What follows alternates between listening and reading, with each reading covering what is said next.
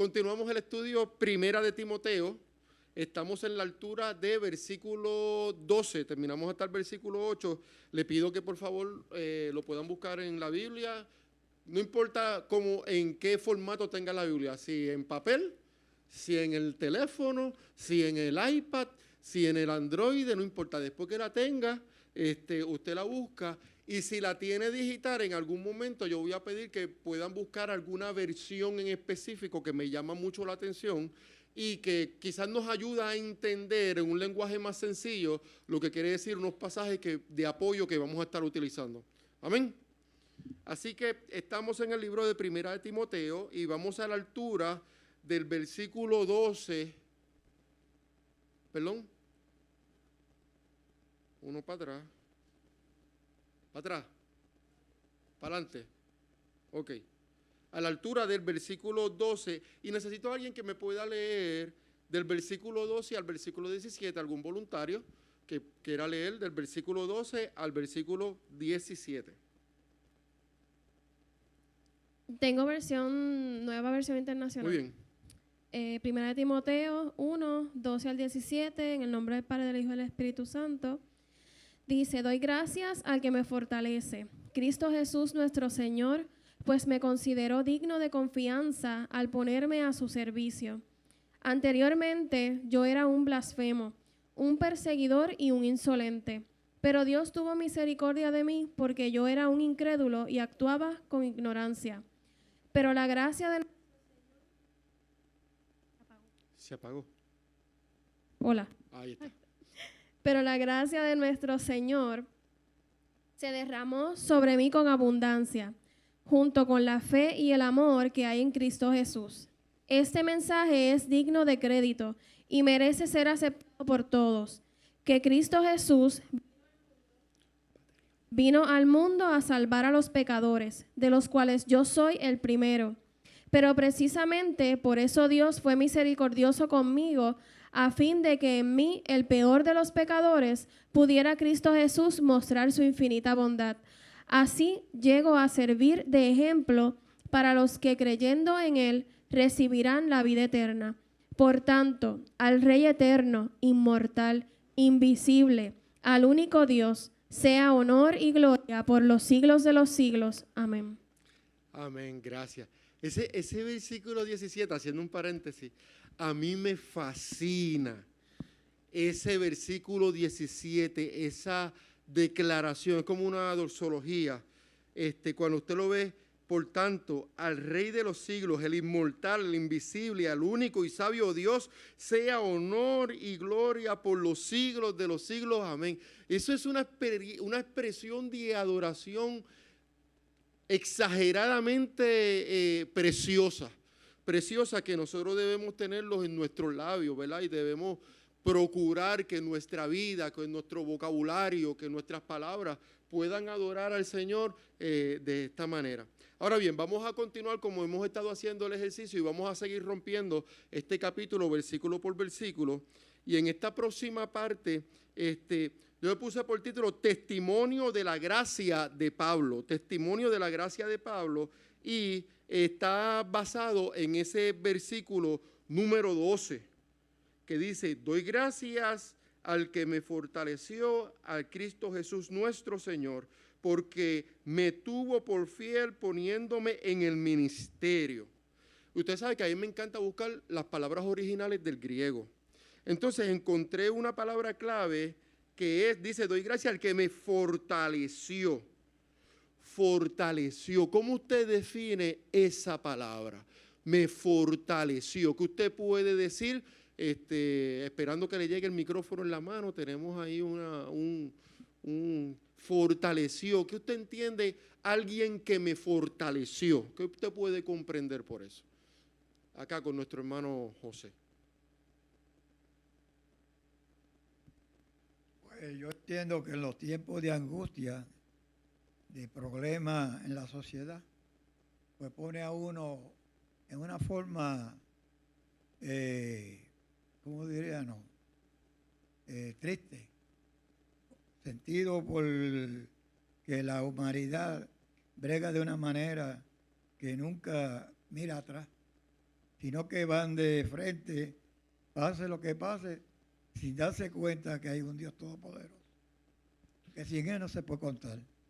Entonces, el que fortaleció es que a pesar de que la humanidad te da la espalda, Sí, te tira al suelo, Él te da levanta. fuerza. Él te levanta. Él lo levanta. Muy bien, excelente. ¿Alguien más tiene algún comentario acerca de fortaleció que usted pueda comprender, que usted pueda entender, que le dé sentido a este versículo para usted? Para mí es bien importante que nosotros podamos entender cada palabra, porque si no, ¿cómo vamos a comprender la escritura de Dios?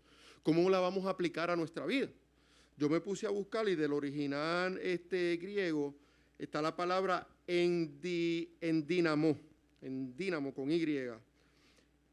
Dar poder interior, capacitar. El Dios que me fortaleció, el Dios que me capacitó, que me capacita, ¿verdad?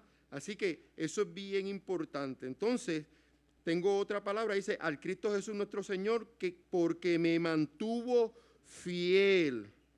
Me mantuvo fiel. ¿Cómo usted puede entender esa palabra? Me mantuvo fiel. Vamos a ver si nosotros en nuestro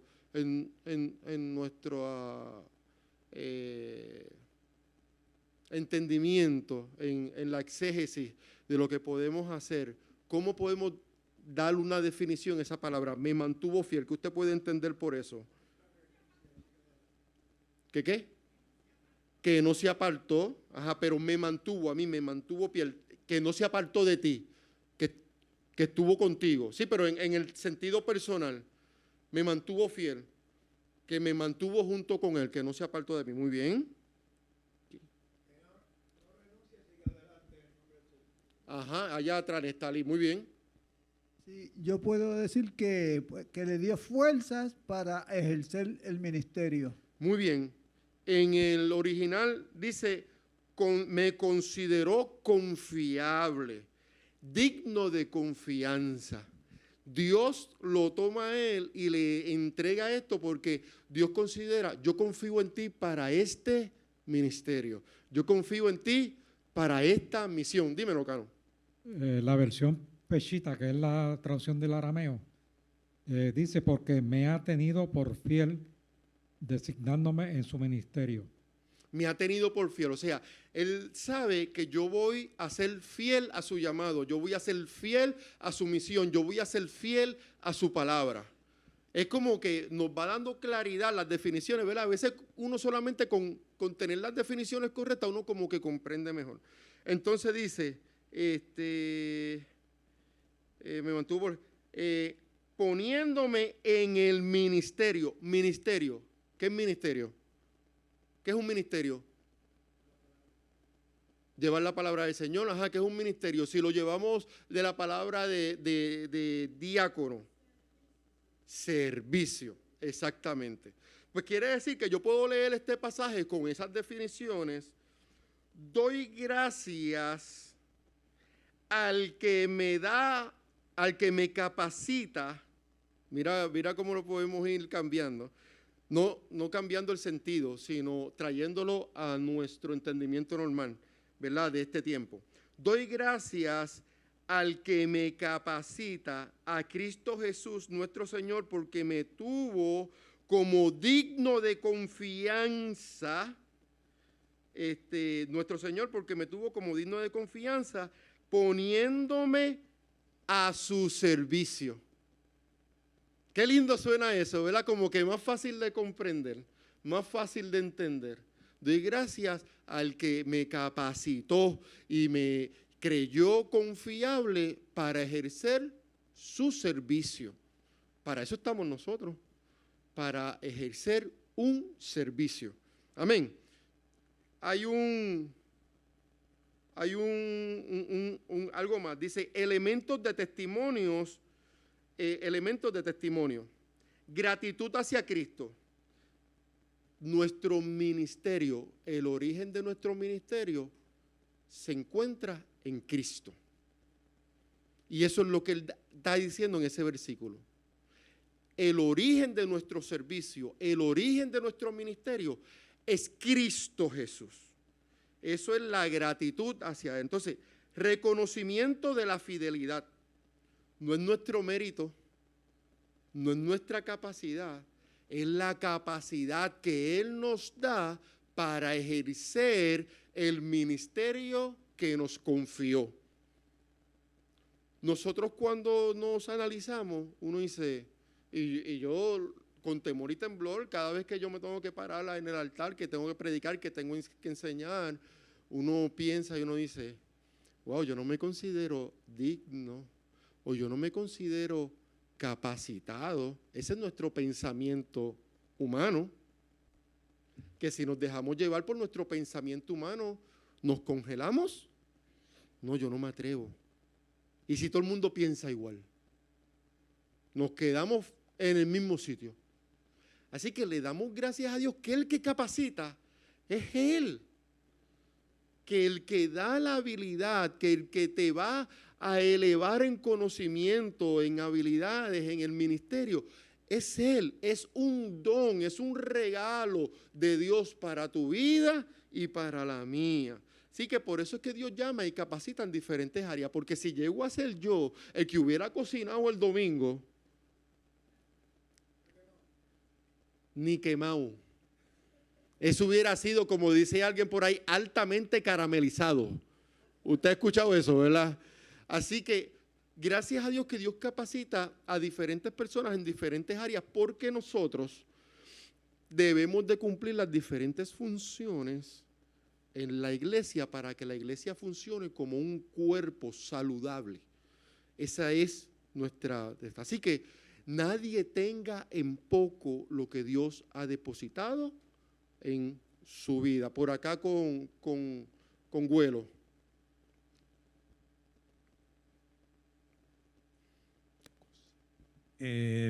No somos dueños de los ministerios.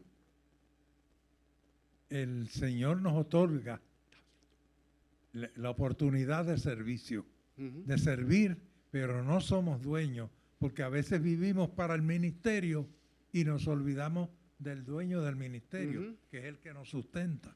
Que hay que tener eso claro. Eso bien claro. Y más aún tenemos la responsabilidad de servir bien y con integridad, porque no es de nosotros, le pertenece a Él. Y si a nosotros alguien nos contrata para hacer un servicio, X compañía me contrata a mí para hacer un servicio, yo soy representante de esa compañía en la tierra y tengo que servirle con integridad y rectitud. Porque soy delante de los clientes, yo soy la cara de esa compañía. Delante del mundo, yo soy la representación del reino de Cristo. Embajador de Cristo. Y un embajador tiene una gran responsabilidad de representar al reino o a la nación que lo envía. Eso no es poca cosa y no se puede tomar livianamente. Así que es bien importante lo que está reconociendo Pablo, esa capacitación divina que le está hablando también a Timoteo, está poniéndose Pablo como testimonio a Timoteo. Es bien importante que nosotros lo podamos aplicar en nuestra vida cristiana. Nosotros se nos entregó una responsabilidad que tenemos que llevar a cabo con excelencia, pero también con gratitud, porque no somos merecedores. Yo veía un comentario, un meme de estos en Facebook en estos días. Hubo una pelea en estos días de boxeo del mexicano, Canelo. ¡Ah, viejo! Y este otro muchacho le salió muy bueno, le ganó la pelea. Yo vi un puño ahí que ha sido épico. Y alguien puso, dice, wow, eres tan grande que no soy digno de estar ni de rodillas delante de ti. Y yo, wow, eso quizás lo pusieron como un vacilón para esa persona, como un relajo. Pero si nosotros analizamos esas palabras, nosotros no somos dignos de estar postrados delante de la presencia de nuestro Dios. Que Él nos tenga a nosotros en sus planes para promover su reino y su evangelio, nosotros tenemos que saber que eso es algo demasiado grande, poderoso e importante. Así que nosotros... ¿Perdón?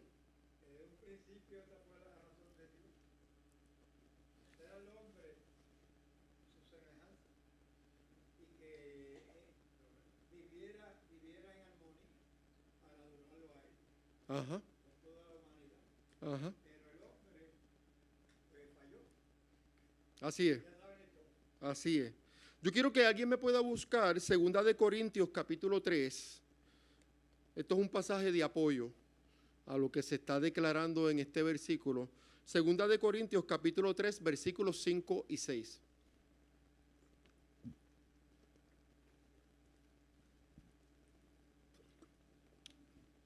¿Lo puede leer con el micrófono, por favor? Sí. Segunda de Corintios, Capítulo 3, versículos 5 y 6. Y si alguien tiene la Biblia digital, puede buscarlo en otra versión también, se lo agradezco. Capítulo 3, ¿verdad? Capítulo 3, versículos 5 y 6. Ok, 5 y 6. No que seamos competentes por nosotros mismos para pensar algo como de nosotros mismos, sino que nuestra competencia proviene de Dios, el cual asimismo nos hizo ministros competentes de un nuevo pacto, no de la letra, sino del Espíritu, porque la letra mata, mas el Espíritu vivifica. Mira, antes de leerlo en otra versión que nos va a dar un poquito de claridad al respecto, usted no se imagina la cantidad de veces que yo escuché personas que no iban a estudiar en la universidad porque la letra mata. Una interpretación equivocada del pasaje. No tiene que ver nada con educarse. No tiene que ver nada con buscar ampliar el conocimiento cognitivo, ¿verdad? En nuestra vida.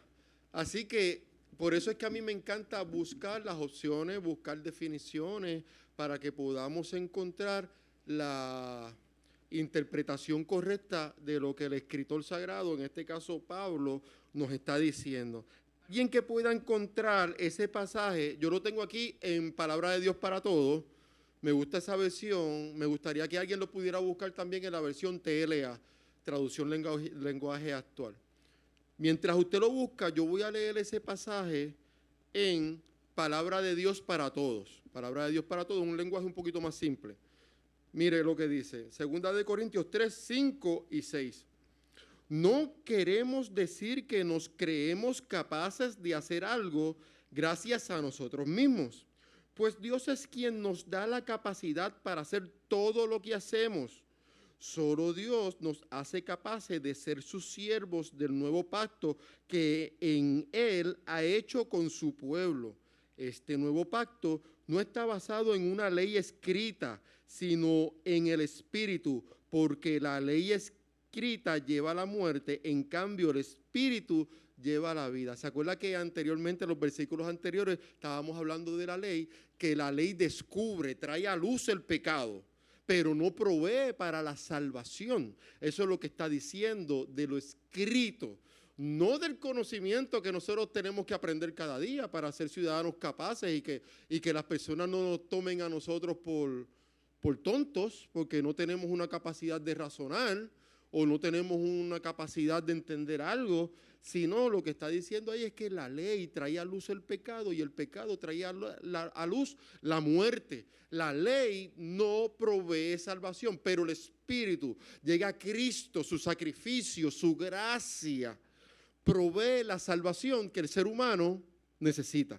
¿Alguien encontró ese pasaje en Traducción Lenguaje Actual, en TLA? No. Ajá, por acá. El microfonito por acá para nuestra hermana Casey.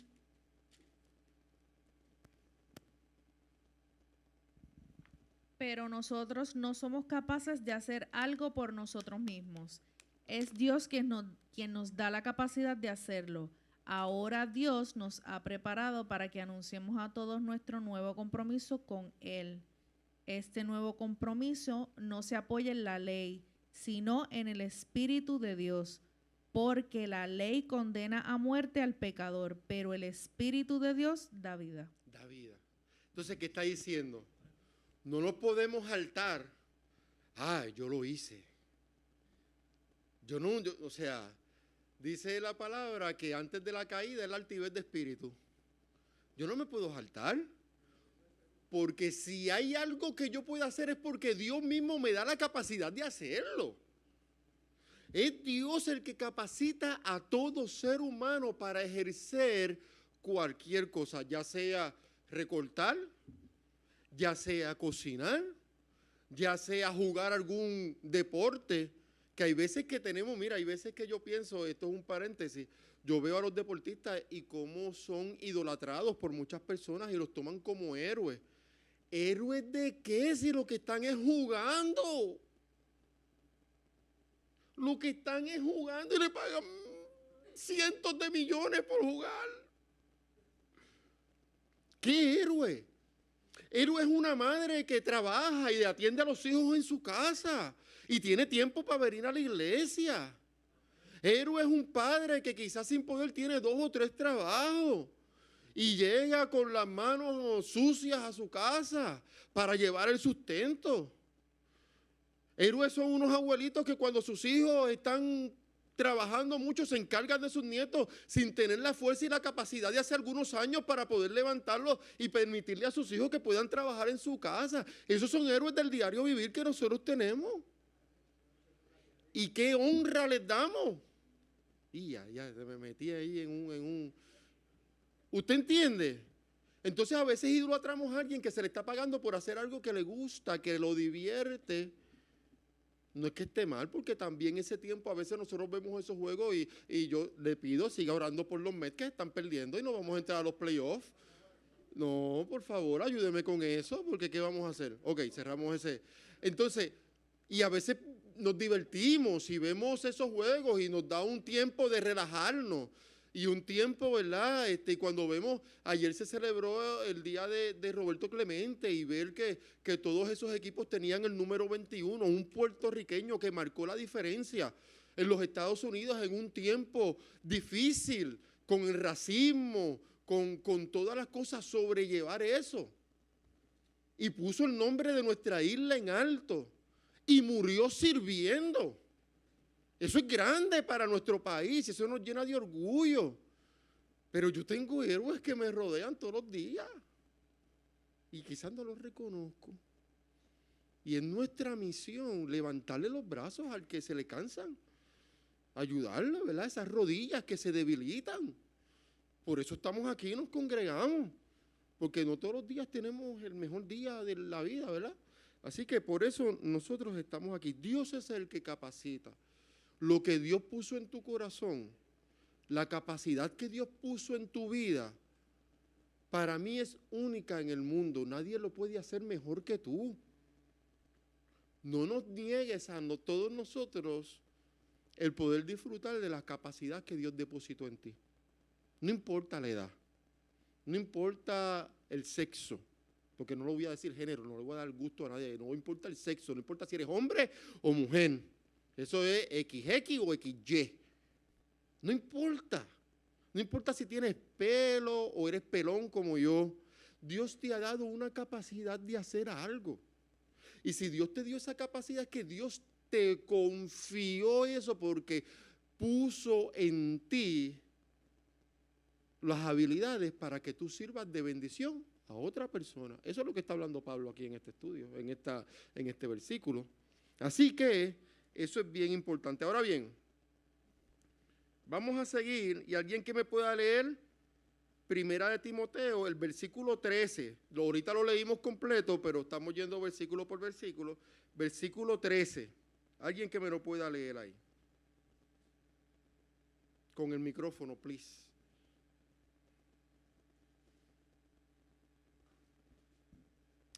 Primera de Timoteo, versículo 13. Habiendo yo sido antes blasfemo, perseguidor e injuriador, mas fui recibido a misericordia, porque lo hice por ignorancia e incredulidad.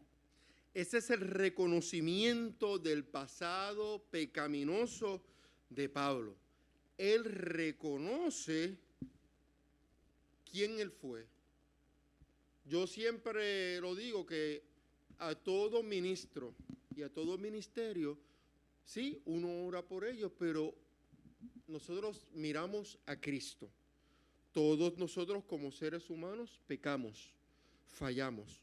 Nunca ponga a alguien en un pedestal que debe estar en sus rodillas. Porque por más que nos cuidamos, intentamos, ¿verdad? Podemos caer porque somos seres humanos. Así que eso para mí es bien importante, yo siempre lo digo, el único digno de honra, de ser admirado para mí es Cristo. Todos nosotros somos siervos de Él, somos los que hacemos los mandaditos que Él nos manda hacer. Entonces, me llama mucho la atención estas palabras en griego porque ahí se identifica en ese versículo 13 como blasfemo. ¿Qué es un blasfemo? ¿Alguien que me pueda decir qué entiende por blasfemo? ¿Perdón? Un pecador, pero ¿cómo es ese tipo de pecado? Una persona maldiciente, muy bien, que habla mal de Dios, en este caso que habla mal de Dios, difamador de lo sagrado. Eso es un pecado. Y el único pecado que dice la Biblia que no tiene perdón es la blasfemia contra el Espíritu Santo. O sea, hablar mal del Espíritu Santo, hablar mal de la persona sagrada, ¿verdad? Del Espíritu Santo, porque no es una fuerza, no es una paloma, no es un fuego, no es un aceite. En la Biblia Él se ve representado en diferentes ocasiones con estas cosas, pero es la tercera persona de la Trinidad, no por orden de importancia, sino por orden de revelación. En el Antiguo Testamento se nos reveló al Dios Padre y tuvo la función principal, aunque también se habla del Espíritu de Dios y se hace mención de Jesucristo, pero la función principal y la revelación principal es del Dios Padre, un Dios amoroso, un Dios que cuida, un Dios que busca, un Dios que suple. En el Nuevo Testamento comenzamos con la revelación del Hijo en la figura de Cristo, de Jesús. Y luego que Jesucristo cumple su propósito, la figura principal es la del Espíritu Santo, que es con quien estamos hasta el día de hoy. Bien importante que nosotros podamos entender eso. Pero la Trinidad, aunque la palabra Trinidad no se encuentra así en la Biblia, la Trinidad, el Padre, Hijo y Espíritu Santo, lo podemos ver en acción desde el Génesis hasta el Apocalipsis. Tenemos que cuando leerlo ser intencionales en nuestra lectura. Así que un blasfemo es aquel que habla mal de Dios, que difama lo sagrado. Entonces también Pablo, diciendo que él era perseguidor, ¿qué usted entiende por perseguidor? Espere el micrófono, levante la mano y espere el micrófono. ¿Qué usted entiende por perseguidor? Y Pablo hay evidencia, ¿verdad? ¿Qué usted entiende por perseguidor? Hay tanta gente que hay aquí. Acá con vuelo, con vuelo.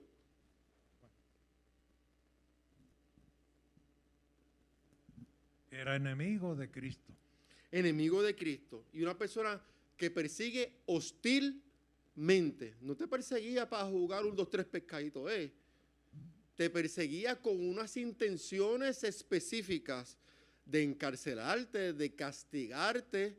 Se le presentaron personas y aprobó su ejecución, como en el caso de Esteban, y de otros más que se les puede haber presentado el caso, que quizás no tengamos un registro, pero se da el caso, se da a entender que sí, él perseguía, él buscaba permisos para perseguir, los sacaba de los lugares, los encarcelaba, le buscaba castigo y en algunos casos hasta se le provocaba la muerte. Y también él se menciona como injuriador, violento, insolente, abusador. Tenía autoridad. Oye, y cualquiera es bravo cuando tiene un ejército atrás, porque él no iba solo. Pero métete solo allí al hormiguero, a ver si no te van a picar las hormigas. Así que en ese sentido, ¿verdad? Entonces, seguimos y dice, injuriador, mas fui recibido a misericordia. ¿Qué usted entiende por la palabra misericordia? Misericordia. Siendo yo pecador, siendo blasfemo, siendo un abusador, siendo injuriador, perseguidor, fui recibido a misericordia por acá con José. Por acá con José. ¿Qué usted entiende por la palabra misericordia? Específicamente la palabra misericordia. Pues yo entiendo la misericordia cuando Dios perdona a uno. Ujú. Y entonces lo destituye del viejo hombre y lo convierte en un hombre nuevo, como un niño. Y eso le pasó a Pablo. La misericordia, exactamente. La misericordia es un favor que yo no merezco. Es una compasión que yo no merezco porque mi actitud o mis hechos no merecen que alguien sea misericordioso para conmigo. En estos días hemos tenido múltiples casos en las noticias de eventos muy tristes, demasiado, que están trastornando al mundo. En estos días, la marcha que se hizo en Inglaterra sobrepasó el 1.000.000 de personas. Y en diferentes países del mundo, sí, yo he escuchado testimonios de cómo la vida de este hombre, que algunos están tratando de manchar su nombre con cosas que en realidad no hay un fundamento, es que simplemente, bueno, mancharon el nombre de Cristo, imagínate, bendito. Pero he escuchado testimonios de madres diciendo, volví a la iglesia porque yo quiero que mis hijos tengan los valores que él tuvo. Ateos lo acusan de racista, lo acusaban de racista. Negros, de la raza negra, que estuvieron hablando y dice, yo tenía diferencias, pero él me llamó, me invitó, me becó, me llevó a escuelas de liderazgo y me demostró que yo no soy la persona que soy por la raza. Yo soy la persona que soy por mi integridad y por mi carácter. La raza es una excusa. No, porque yo soy puertorriqueño, ay, ve, yo no tengo la capacidad de hacer esto. Porque soy latino en Estados Unidos, en otro país, no. Pero es bien fácil dejarnos llevar por lo negativo primero que marca y mancha. Yo lo seguía a él durante años. Y hay cosas que quizás yo no las hubiera expresado de manera que la expresó, nadie es perfecto. Pero él la expresaba con un propósito y marcó millones de vidas que están en los pies de Cristo hoy, porque Él los llamó a capítulo y porque les dijo lo que tenían que escuchar, no lo que querían escuchar. Solamente una persona le ganó un debate. Solamente una persona le ganó un debate. ¿Usted sabe quién fue? Un sordo. Porque él dijo en los discursos no debía haber un intérprete de lenguaje de señas, debía haber captions, porque el intérprete de lenguaje de señas distrae. Y él se preparó y estudió eso, y este sordo lo confrontó y le dice, yo soy sordo. Es un sordo pero que habla, no todo el mundo es sordo mudo, eso no necesariamente no es un...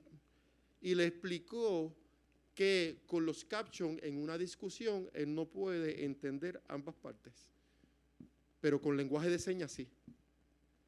Y él le dijo, tienes razón, me disculpo. Ese era el único debate que yo sentí que él perdió. Debate de raza, debates políticos, quizás usted o yo no tenemos necesariamente que estar de acuerdo con su posición política, pero cada cual tiene derecho a coger su posición política, pero de la manera que llevaba el mensaje, pro vida,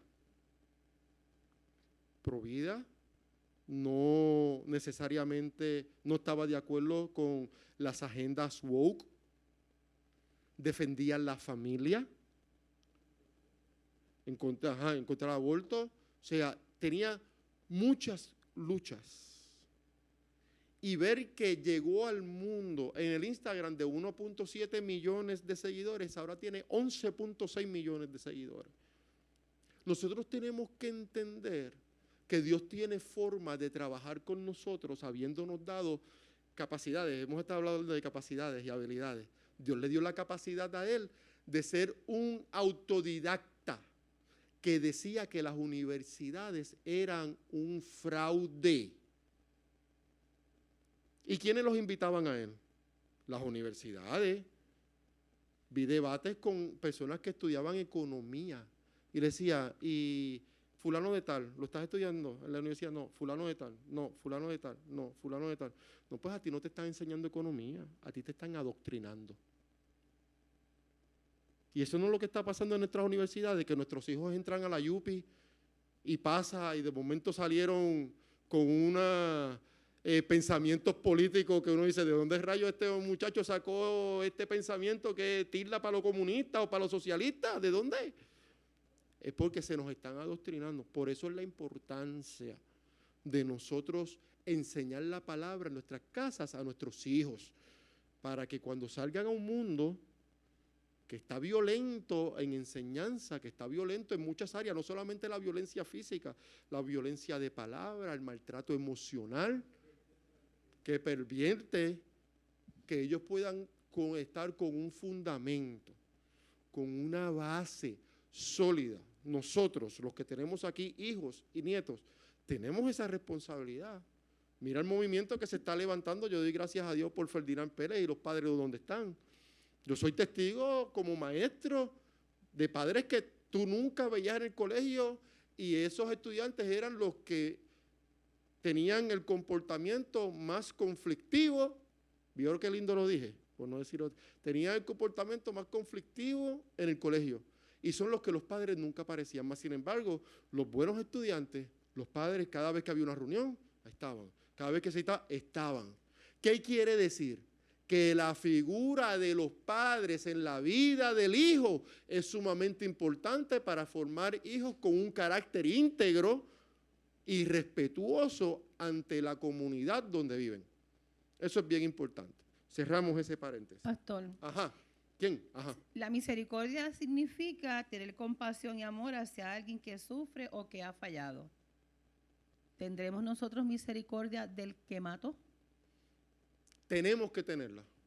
Porque él mató. ¿Mató? Mataron a esta nena, a la de Ucrania. A la de Ucrania, el prietito, ¿habrá misericordia hacia él? ¿Habrá misericordia hacia que mató la nena? ¿Cómo se llama esta? Gabriela Nicole. A Gabriela Nicole. ¿Tenemos misericordia hacia esas personas? Hay dos cosas. La misericordia es una cosa y la justicia del cumplir por lo que hiciste es otra cosa. Yo te puedo enjuiciar dándote un juicio justo, proveyéndote un juicio justo, pero vas a tener que pagar por el delito que cometiste. Por eso yo no creo en la pena de muerte. Yo no creo en la pena de muerte porque primero, ¿qué digo yo? Pues lo mataste, pues ya no sufre, ya no paga el castigo. Ahora, estoy contigo, pero una persona que es encarcelado justamente porque cometió un delito, tiene la capacidad ahí de que pueda recibir una ayuda psicológica, emocional, una ayuda espiritual que le ayude a cambiar su comportamiento y que tenga la oportunidad, en nuestro caso como cristianos, de reconocer a Cristo como Señor y Salvador. Y aunque pase el resto de sus días en la cárcel, su vida puede ser salva. Eso es misericordia. No es misericordia tampoco es, pues está bien, pues yo te perdono, sal a la calle, porque que mató a la de Ucrania, creo que 10 casos tenía y en 10 ocasiones lo sacaron a la calle y tuvo 14 casos. Así que una cosa es la misericordia y otra cosa es ser responsable por los actos que nosotros hacemos. Así que hay una línea fina, pero la misericordia no es perdonar todo sin consecuencias. Hay consecuencias. Dime, José, y después Betty. En los tiempos que se habla de la Biblia, estaba Moisés. Moisés mató a una persona cuando estaba con el... En Egipto. En Egipto, cuando estaba en Egipto con el rey. Y de ahí tuvo que escapar. Y allá pues tuvo escondido por un tiempo y logró hacer muchas cosas. Y después Dios lo llamó y lo perdonó. Y fue perdonado y fue un gran hombre. Y mira lo que logró a lo último. Logró que la nación creciera, él creciera su gente. La libertó, La más de libertó. 1 millón de personas que Sí. sacó de la esclavitud, los llevó a la Sí, tierra. lo sacó de la tierra. Ajá. ¿Cómo es? Lo llevó, no, los acercó a la tierra prometida, que terminó José. llevando a la tierra Josué. prometida fue José. Josué. Ajá. Muy bien, Betty. El- Dios tiene misericordia y Dios perdona nuestros pecados, pero hay consecuencias del Hay pecado consecuencias. que quedan, ¿verdad? Por ejemplo, las personas que antes llevaban una vida homosexual, Dios les perdonó si se arrepintieron, pero si habían adquirido a causa de eso el HIV, continuaron con HIV, porque hay una consecuencia que puede quedar. Así es. Pero la misericordia de Dios se ha expresado y ha estado en dar perdón y restaurar esa vida. Ya Él ejecutó su misericordia. En la cruz del Calvario, el amor y la misericordia se ejecutó. Él tuvo misericordia que si yo lo acepto a Él, yo soy salvo. Porque de tal manera amó Dios al mundo que dio a su Hijo unigénito para que todo aquel que en Él cree no se pierda, mas tenga vida eterna, porque no vino a condenar al mundo, sino que el mundo fuera salvo por Él. La misión de Jesús no fue condenar. Y la gente se cree que Jesucristo vino a condenar. No, Jesucristo vino a salvar. Él dice, yo vine a buscar y a salvar lo que se había perdido. Mi misión no es condenarte, es salvarte. Pero si no me aceptas, tú mismo te condenas. Porque no aceptaste mi salvación. Es como el chiste había unas lluvias, unas inundaciones, y esta persona pues está esperando que lo vengan a rescatar. Viene la defensa civil, mira, venga, que está en zona inundable. No, a mí Dios me va a salvar. Después sube el nivel y vienen en la lanchita la Guardia Nacional. Mira, venga, no, a mí Dios me va a salvar. Y después sigue subiendo el nivel, se trepan en el techo, viene el ejército. Mira, con un helicóptero, ¿ves? No, a mí Dios me va a salvar. Y se murió. Yo, pero no me salvaste. Mira, te mandé la defensa civil, te mandé la Guardia Nacional, te mandé el ejército. ¿Qué más quería que hiciera? Porque hay veces que nosotros creemos que Dios tiene que actuar como yo pienso que Él tiene que actuar. Dios no tiene que actuar como yo pienso que Él tiene que actuar. Yo tengo que actuar como dice en su palabra que yo tengo que actuar. Por eso la palabra de Dios es guía, es lámpara que me lleva en la dirección correcta. Entonces, hay algo que también este versículo 13 habla, que dice, me recibió a misericordia porque lo hice por ignorancia. ¿Qué es ignorancia? Desconocimiento. Falta de conocimiento no necesariamente es una malicia deliberada. Yo creo que Pablo, ¿verdad? Cuando era Saulo, estaba genuinamente equivocado, convencido. Él estaba convencido que lo estaba haciendo bien. Tenía un celo por lo que había aprendido, por la palabra, por la ley. Tenía celo del templo, tenía celo del pueblo de Dios. Tenía ese celo. Estaba bien comprometido porque no había tenido un encuentro con el Cristo de la misericordia. Entonces, yo me imagino a Dios en el cielo, una persona movida como Él, que tiene una meta y la va a cumplir a toda costa. Ese es el que a mí me hace falta, o ese es el que yo quiero, porque yo creo que a Dios no le hace falta nada, yo creo que Él quiere. Ese es el que yo quiero para que sea el apóstol a los gentiles. Porque va a atravesar momentos de dificultades, naufragio, azote, mordidas de serpiente. Y nada lo va a detener hasta que cumpla su propósito. Eso es un kamikaze. Ese va a toa. Porque lo que dispone en su corazón ahora, nosotros, tenemos esa misma disposición. Porque fíjese que estamos viviendo en unos días en que vamos a tener que ser así, porque usted ve las noticias, usted ve lo que está pasando, usted ve hacia dónde nos dirigimos. Tenemos que nosotros continuar el camino que se nos avisó, que Jesucristo él mismo en el capítulo 24 de Mateo nos habló, lo que dicen las profecías, lo que dicen las cartas de Juan, lo que dice el Apocalipsis, lo que dice que ocurrirá en los tiempos finales.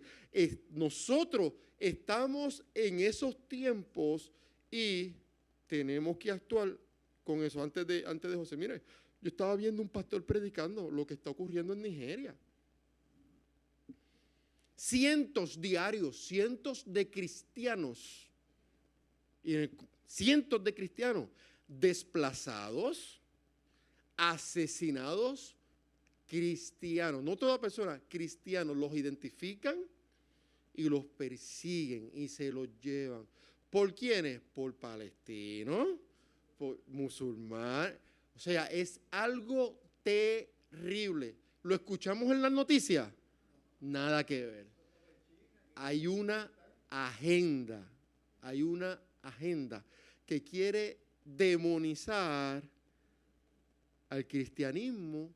Mira, ¿qué otra religión es perseguida en el mundo? El pueblo de Dios, el cristianismo y el judío, el pueblo de Dios. ¿Por qué? Porque son los que presentan una amenaza que hacen cambiar el estilo de vida contrario a lo que el mundo promueve.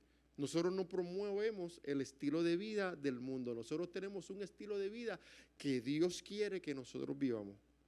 Dime, alguien que le pase el micrófono a José. Y seguimos por aquí, que vamos al otro. Ay, se me pasó aquí. Ajá. Iba a hablar de Israel. En Israel, las personas tienen una forma de creer de los tiempos de antes. Tienen una escritura y unas leyes y unas creencias del Señor. Y ahora es que están despertando porque están aprendiendo a través de la Biblia de los gentiles la palabra del Señor como es. Muchos han despertado y están viendo que han vivido toda la vida engañados. En muchos países está pasando lo mismo. Y están regresando. Están volviendo. Hay muchas personas que con estos movimientos están poniendo su vida en Cristo. Ellos se han quedado por la mayor parte del tiempo esperando todavía a su Mesías, sí, esperando a su Salvador y no reconociendo a Cristo como el Salvador, sino como un profeta, sino como un hombre que marcó una diferencia. Ahora bien, en ese mismo versículo 13, lo que hablamos de blasfemo, perseguidor e injuriador, eso tiene una descripción de pecado. El blasfemo peca contra Dios. El blasfemo peca contra Dios. Es una dimensión vertical. Yo estoy pecando contra el Dios Todopoderoso. El perseguidor peca contra el prójimo, contra la iglesia. Es un pecado horizontal, contra el que está cerca de mí. Y el injuriador peca con los individuos. Va en una dimensión individual, personal. Te acusa directamente. Te juzga directamente. ¿Perdón? Y que habla mal del otro. O sea, que va directamente al individuo. Sí, y Pablo dice, yo soy culpable de las tres. Yo soy culpable de pecado vertical, de pecado horizontal y de pecado contra el individuo. Mire qué clase de hombre que reconoce sus faltas, reconociendo que él tuvo que ser transformado por el encuentro que tuvo con Cristo en el camino. Alguien que me pueda buscar Hechos 26, libro de Hechos, capítulo 26, para utilizar este pasaje como un pasaje de apoyo a esta parte del versículo 13 que hemos estado discutiendo. Hechos, capítulo 26, a la altura del versículo del 9 al 11.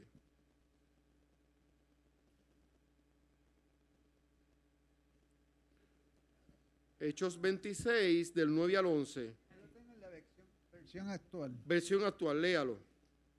¿Del 9 al 11? Del 9 al 11. 9 al 11 dice, antes yo pensaba que debía hacer todo lo posible por destruir a los que creían en Jesús de Nazaret.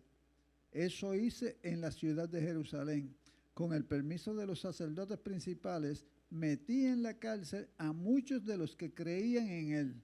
Cuando los mataban, yo estaba de acuerdo. Muchas veces los castigué en las sinagogas para que dejaran de creer en Jesús. Tanto los odiaba que hasta los perseguí en otras ciudades. Wow. ¿Vio? Que fueron múltiples los daños en diferentes niveles. Pero mira qué fuerte. Tanto los odiaba, como dice esa versión, en la que tengo de palabra de Dios para todos, dice, mi furia contra ellos era tal que llegué hasta el extremo de viajar a otras ciudades para encontrarlos y hacerles daño. O sea, él estaba como la panelista de primera pregunta. Estaba que no le olían ni las azucenas. Buscaba cualquier excusa para, mira, una raíz de amargura ahí. Así que eso era lo que Pablo hacía. Pablo reconocía su vieja criatura. Pablo reconocía sus viejas actitudes.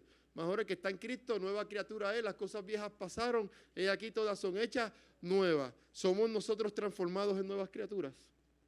Todos tenemos un pasado. Todos hemos cometido errores. Voluntarios o involuntarios cometimos errores. Todos hemos lastimado a alguien, voluntariamente o involuntariamente hemos lastimado a alguien, los hemos hecho sentir mal. Quizás hay personas que por causa de un comentario, de una actitud, quizás se fueron hasta de la iglesia. ¿Usted entiende? Entonces, ¿qué tenemos que hacer nosotros delante de Dios? Reconocer que somos pecadores y que si no es por su gracia, su favor y su misericordia, no estaríamos nosotros aquí. Ahora, habiendo dicho eso, vamos a ver en el tiempito que nos queda, vamos a ver cómo podemos terminar esto. Vamos a ir de nuevo a Timoteo, a ese versículo 14. Yo lo tengo aquí como la abundancia de la gracia. Mira a ver si ese es el que tienes allá, Marieli, la abundancia de la gracia. Alguien que me pueda leer ese versículo 14.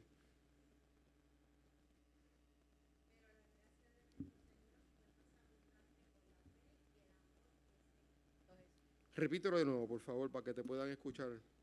Pero la gracia de nuestro Señor fue más abundante con la fe y el amor que es en Cristo Jesús. Oye, qué impresionante eso, porque él está diciendo todos los errores que cometió, todo lo que hizo. Entonces dice, pero la gracia, que la gracia, como hablamos, es un favor no merecido. Es algo que yo no merezco. Entonces, más abundante, sobreabundante gracia. Porque cuando abundó el pecado, sobreabunda la gracia. Sobresalió extraordinariamente, fue súper abundante. Imagínate eso en un vaso. Usted comienza a derramar el líquido en el vaso y fluye, y fluye, y fluye. Y ya el vaso llegó a su capacidad de retener el líquido, pero usted le sigue vertiendo el líquido y ¿qué hace?